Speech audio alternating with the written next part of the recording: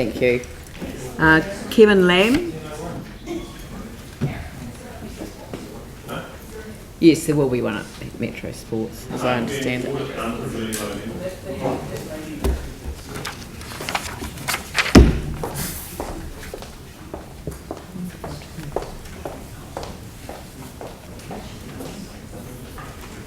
Good afternoon. Welcome.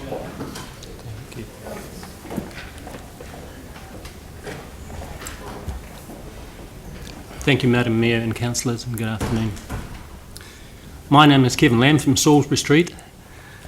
I was a local government elected member for a term in the 1970s and then a local government official for the following 38 years, specialising in information systems and governance.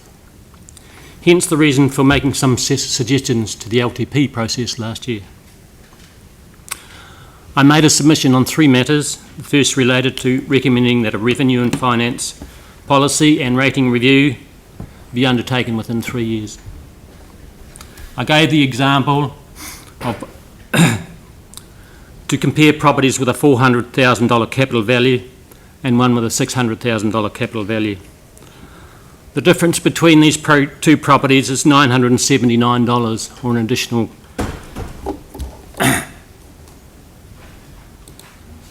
sorry, 30%.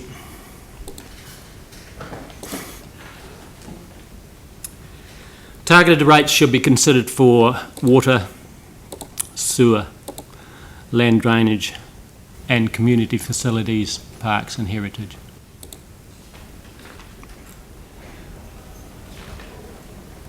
The chart of examples for the 2019-20 annual rates shows an additional $359.76 between two properties for the 3 waters. There is no similar differential in the provision of other essential services such as electricity or broadband services. Secondly, I recommended the sale of Enable Services Limited. I understand the Council has made a decision not to sell any assets in a public excluded meeting. However, I'm not aware if the matter of why the Council is in the business was included in the report or just the financial status. And I mentioned as to what happened. You are the only local authority in New Zealand with a fibre company. Thirdly, the apparent overcharging of land information memoranda. The adjoining authorities are substantially less, and the figures I have been provided show a profit, in my opinion, from that activity of about $1 million a year.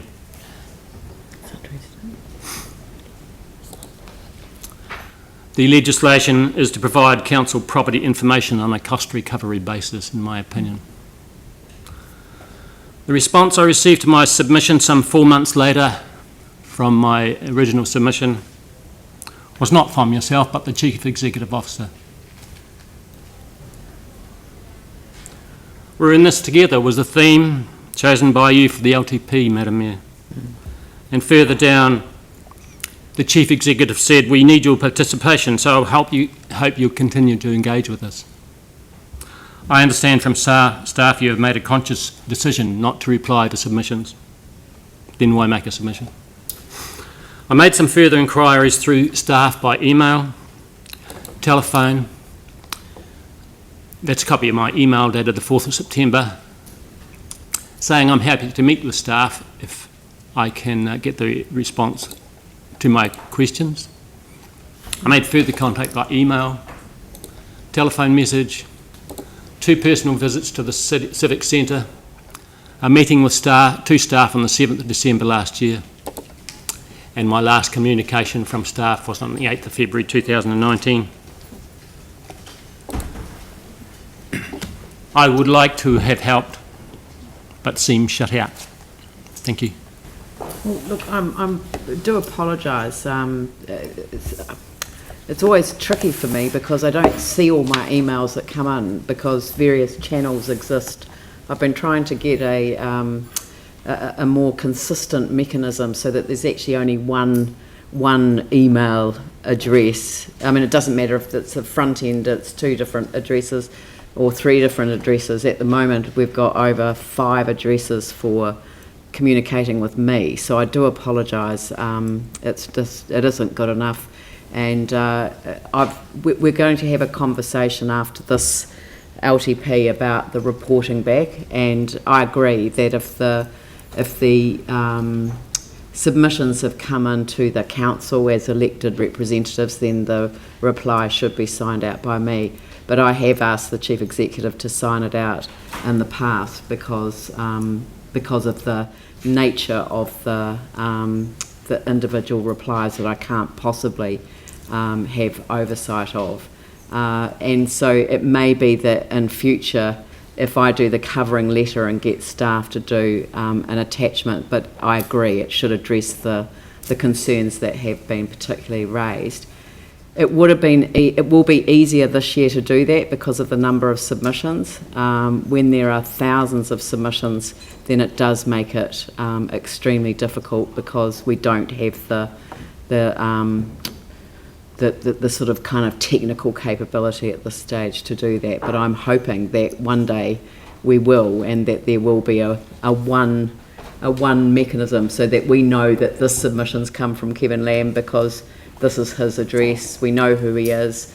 We've got his contact details. We know where all of this fits, and we're able to respond to the issues. But look, thank you very much. Oh, well, Dion, just very quick one. Just on the, I'll just say on the water issue, the water thing. Are you talking about a uniform charge for that, or would you also prefer, or would you support a volumetric charge on water use at the tap?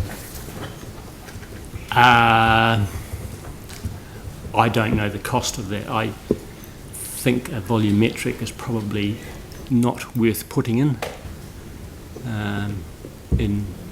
I'm not an engineer, but from the conversations I have, I believe there's enough water there to drag out of the ground. So it's just a matter of getting it there. Yeah, it's just it should be reasonably similar for somebody to have water on their property. Sure, if you've got a bigger section, then maybe you should pay more. But people across from one side of the city to the other should pay the same. All right. Yeah, thank you. Selwyn has a set charge Yeah. and a volumetric charge. So they start off by saying this is the amount you get in your rates, and this is the amount that you pay for additionally. Yeah. And a number of other cities have done the same. Sure, that's if it's metered. And then we'd get better data about how much water we're actually using and all that sort of stuff. But Yeah. Data is key. Yeah. No, look, thank you very much for your time, and I promise you that I will reply to you personally.